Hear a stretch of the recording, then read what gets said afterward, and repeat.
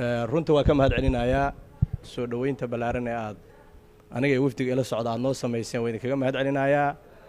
gaar ahaan wafdiga wasiirada guddiga wasiirada ee soo dhaweynta madaxweynayaasha dawlad goboleedyada loogu talagalay inay soo dhaweeyaan si gaar ayaan idinkaga mahad celinayaa aad u mahadsantihiin iyo guud ahaan intii ka soo qayb gashay soo dhaweynta waa mahadsantihiin aan leeyahay aad u mahadsantihiin waxaan ku nimiday booqasho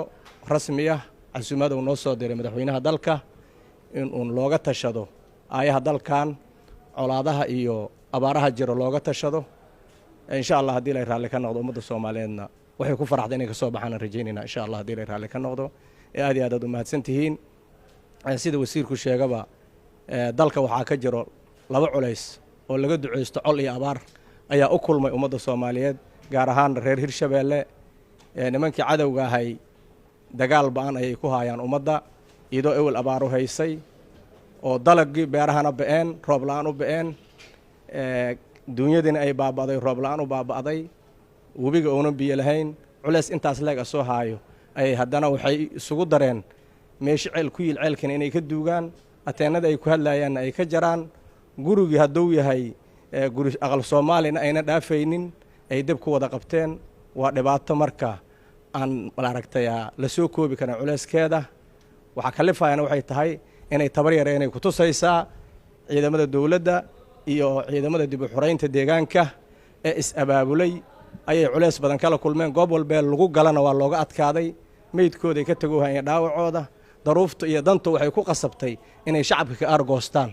ay gubaan guryaha aynan ilmaha saqiirada ee dhowr 10 sano aba 6 sano jira ay dilaan ay joogaan inay haween ayna dhaafin oo qof shacab ayna dhaafin ay joogaan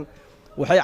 cadayn u tahay inay tabar yareeyeen inay tagayaan oo culeyskoodu oo ku ekaa doono insha Allah hadii la raalli ka noqdo waqtiga ugu dhow ummadan laga dul qaadi doonaan rajaynaya guud ahaan ummadda Soomaaliyeed waxaan ugu baaqayaa nimankan lama dagaashano qof dawlad u shaqeyso iyo qof mas'uul ah waxay la dagaashan yihiin jiritaanka ummadda Soomaaliyeed qof waliba ka hortimaadna waa diloohayaan waxaan leeyahay culeyskooda waa heriyay hal iska dul qaado hana laga faa'iideysto kacdoonka guud ee ummadda Soomaaliyeed ay wada kacday hal laga faa'iideysto cid kasta gacan ka geysatay abaabulkaas iyo cid kasta xoog ama xoolo ku bixisayna waxaan leeyahay waa mahadsantihiin insha Allah waa la guuleysanayaa aad u mahadsantihiin mar labaad mar saddexaad waan ka mahad celinayaa soo dhaweyntiina insha Allah guuleysta Soomaaliya